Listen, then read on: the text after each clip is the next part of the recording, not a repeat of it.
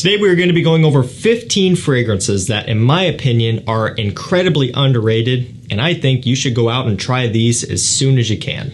Good bulk of these will be blind buy safe in my opinion, so long as you know what you're into, but I do always recommend, if you're on the fence, to sample it first, whether it be buying a decant online or maybe trying to find it in a store somewhere. If you've been in the hobby for a couple years now and you know what you like, and also maybe you've been watching me long enough that your taste and my taste are similar, you might be able to swing some of these in terms of a blind buy purchase and you know, get off on the right foot there. All of these, except for I think one or two of them, I purchased blindly and they all worked out great for me. I'll drop links to these down below to discounters if you want to check any of them out. We got 15 to go over, so I want to get started off right away. And we're going to kick it off with ROJA Parfums ISOLA Blue. Now, this is actually a 2023 release, and you're probably thinking, okay, dude, it's a brand new release. How is this underrated? Well, that's because this smells very similar to ROJA Parfums Oligarch, which came out in 2016. And that's this one right here. This is actually the Parfum version. Originally, I believe it was only offered as an EDP. Then they released the Parfum, and not shortly after that, they discontinued both of them, and then they re-released it as this one right here, ISOLA Blue. I do believe they sent this one on to me, the new one here. However, I did purchase Oligarch myself initially, and this is actually one that I did sample first. I made a separate order from ROJA's website directly years ago, and I was able to get a smaller travel size sample of Oligarch. Tried it and immediately fell in love and purchased my own bottle shortly after that. And so essentially, ISOLA Blue is about 98% similar to Oligarch. Basically what they've done is they've really kind of honed in on the summery aspects of this one, and you can kind of tell by the name and the cap and just the overall branding of this one and everything. This one has bergamot, grapefruit, blackcurrant, juniper berries, lavender, grass, and a ton of other notes in typical ROJA fashion. There's a whole bunch to go over, but those are the most notable ones. And this smells absolutely beautiful. I love this DNA. It's masculine, it's more traditional, it's very classy, very upscale, and honestly, one of the most luxurious, expensive smelling ROJA fragrances in my collection. And I'm talking, you know, I've got some other stuff like, of course, your Enigma Creation E. You've got Vetiver, Scandal, Danger, right? Fetish. What else? There's a few more that I have. The list goes on. I have a lot of them. This one smells the most expensive, or at least it's right up there at the top of the list. And back when it was Oligarch, it really didn't get a whole lot of hype. You know, a few of those that I named off there are big hype monsters, along with something like Elysium. That one never caught on, and I don't know for sure if this one will catch on like that either. I do think this DNA is incredibly underrated, and I encourage you to give it a try. We'll kind of go from one extreme to the other. We're going to kind of tone down the pricing with this next one. ACQUA ESSENZIALE COLONIA by FERRAGAMO, which falls right in that $30 price range. And this one has clary sage, watery notes, bergamot.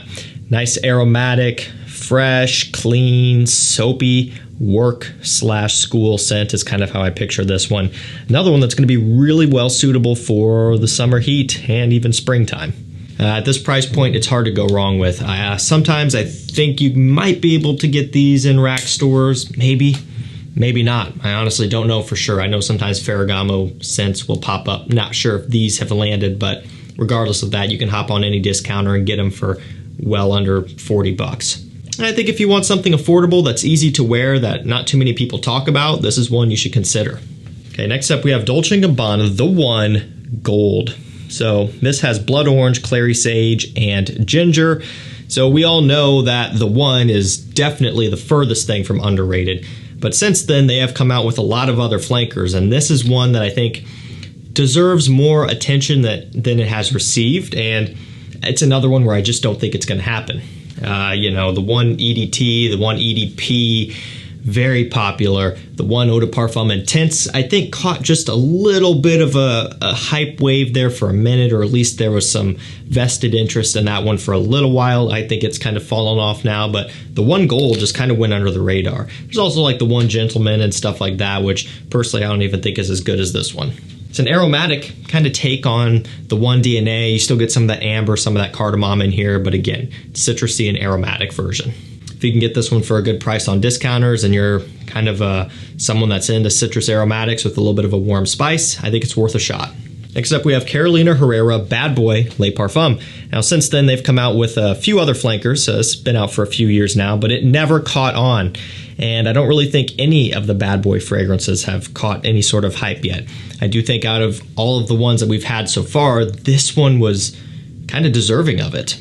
This one's got cannabis, grapefruit, leather, vetiver. I think there's some black pepper in here as well. So it's spicy, it's leathery with a little bit of a green kind of cannabis kick. It's very wearable, a little bit earthy, easy to pull off in a lot of situations in the cooler times of the year. And even though it kind of follows some of that Bad Boy fragrance DNA, the sweetness, this one is a much more unique and interesting take on that DNA. And I do think it does offer something new and different and a little bit exciting.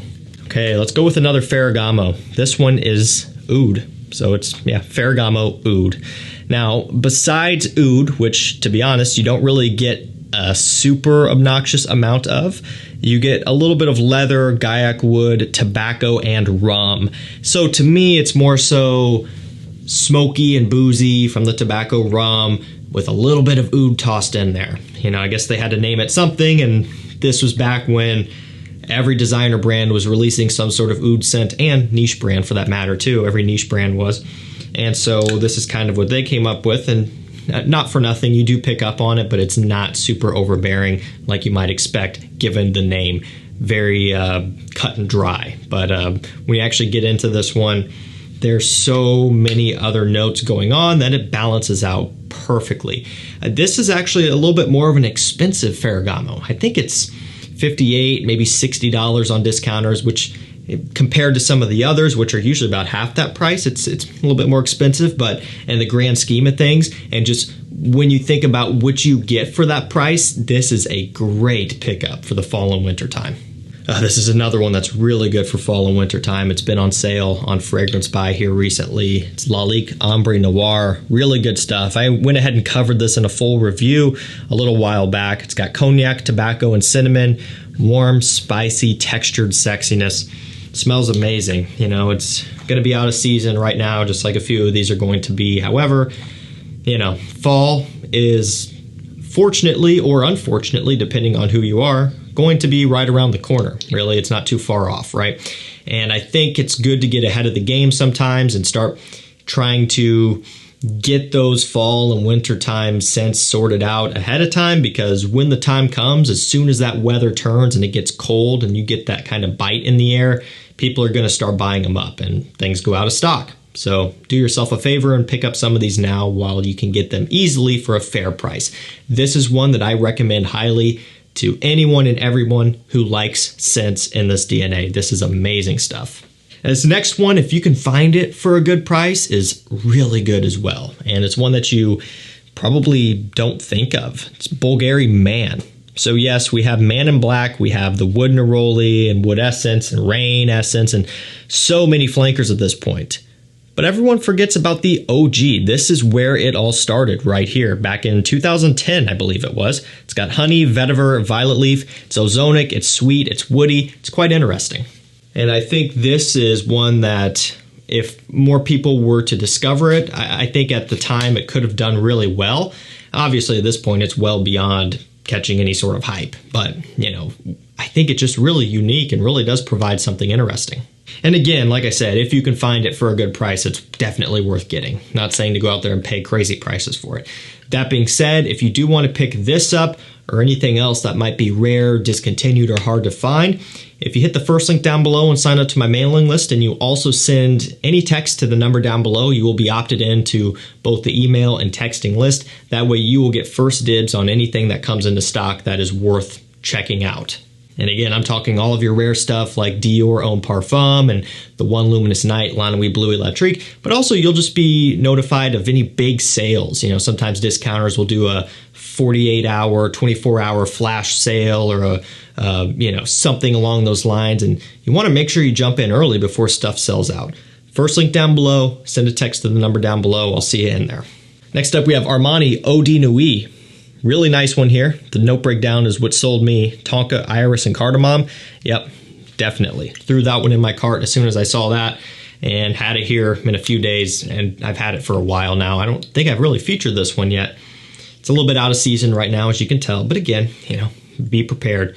Great stuff, very mature. Okay, this whole Armani NUIT line, just all of the ones that look like this, they are more mature for sure, a little bit more old school smelling, and this one is really no exception. However, it's not to the point that it's too far out there. You know, I'm a relatively young guy myself, and I don't have a problem with it.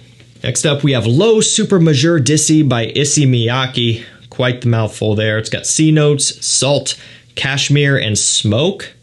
Interesting. And MIYAKE does that from time to time. Some of their fresher offerings, their summer ones, they'll kind of toss in some random notes that don't look like they would fit, but somehow they work, and it works well.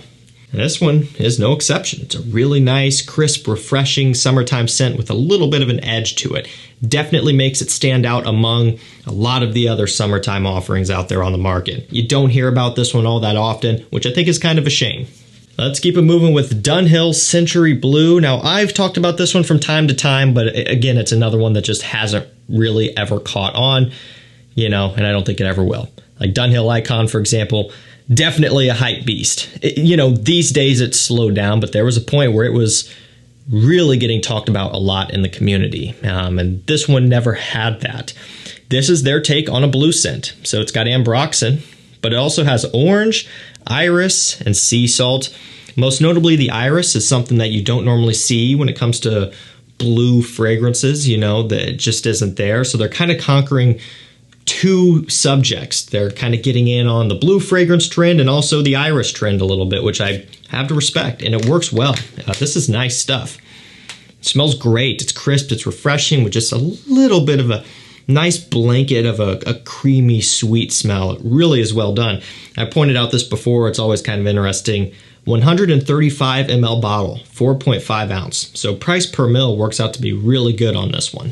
Now this next one you should be able to get for no more than $35. If you see it for 70 bucks, don't pay that, because you should be able to get it for 35. I've seen it as low as, I want to say, 22.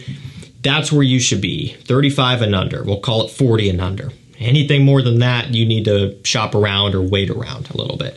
It's Abercrombie & Fitch First Instinct Extreme. Now this has starfruit, musk, violet leaf, and amber, and it's just a little bit more of a heavy and sweet version of First Instinct. Now the EDT, the original, I think is one of the best tropical, playful summertime scents for men. It's 25 bucks, 30 bucks, and it smells amazing. I love everything about it. First Instinct Extreme is obviously a little bit more rich and sweet, and maybe more suitable for a fall day or a summer evening or something when it's a little bit cooler and you want a little bit more complexity behind it. Really like it a lot, and you just don't hear about the extreme version hardly ever. This next one is a scent that I had zero intentions on expecting it to be anything worth recommending. I've had this for years at this point. I don't know what finally possessed me to buy it back in the day, but I did. I couldn't be more happy than I did. It's Sauvage Very Cool Spray. Yeah, you know, we have all the Sauvage flankers. This one, though, is actually unique in the fact that it backs way off on the black pepper spiciness and amps up the bergamot a lot. Like it's really an interesting concoction. Now, this is an actual eau de toilette. So it's a fresh eau de toilette spray. And if you haven't seen these before, I will do it. This room is going to smell like it forever, but I will show you also because it's fun. You can hold down and it'll just keep on going until the end of time, until it runs out. That smells amazing. It really is different than the EDT. Some might even say better. The grapefruit bergamot combo is what you get hit with immediately when you spray it, and it smells amazing. The ambroxan and the other Sauvage notes follow quickly after, but it really is a little bit more smooth, and I really like it a lot. I definitely think you should get one if you can. Armani Code Colonia is another one that I think is worth picking up for sure. It's a nice summertime version, playful, amberwood, tonka bean, bergamot, and orange. Really a big fan of this one as well. Again, it's going to be great for this time of year. It's one that got swept under the rug and kind of shunned almost immediately as soon as it first came out. It's kind of a shame. Okay, running down to the end. I'm trying not to get this video too long and boring. Ferragamo Free Time. You know, the original F Black got a ton of hype for sure, right? And well-deserved. But no one ever really talked about this. It's got lemon, ginger, and pink pepper. It's simply just a fresher, citrusy, aromatic spring, summertime version. Also offered at a very cheap price, $25–30. It's a really nice one that's super cheap. You can wear for anything, anytime when it's warm out. And we're going to finish this one off with Gentleman Only by Givenchy. Now this one has pink pepper, vetiver, incense, orange, and birch in here. It's kind of been compared a little bit to, what was it, L'Homme Libre or L'Homme Ultime, one of the two. Doesn't really have necessarily like any clone properties, like it doesn't smell like a clone of anything or whatever. They're not cloning anything, but it kind of fits into that ozonic, kind of peppery, spicy, sweet type of deal. And I really like it a lot. It's another one that I think might have been canned, but you can still pick it up from time to time for a pretty good price. And I think it's very classy as well for the warm weather. Definitely one that did not catch really any amount of hype, which I think is kind of a bummer, and that's probably why it was discontinued. Alrighty guys, that's going to do it for me. 15 underrated fragrances that I think you should go out and check out as soon as you can. Links will be down below, and again, deals will be going out to my mailing list and my texting list. You don't want to miss out, I promise. You will not regret signing up there, especially the texting list, because that delivers the notification straight to the home screen on your phone, so you can get in there and get whatever it may be before it sells out quickly. Thank you so much for watching. Stay safe, stay healthy. We'll see you tomorrow with another one. Take care.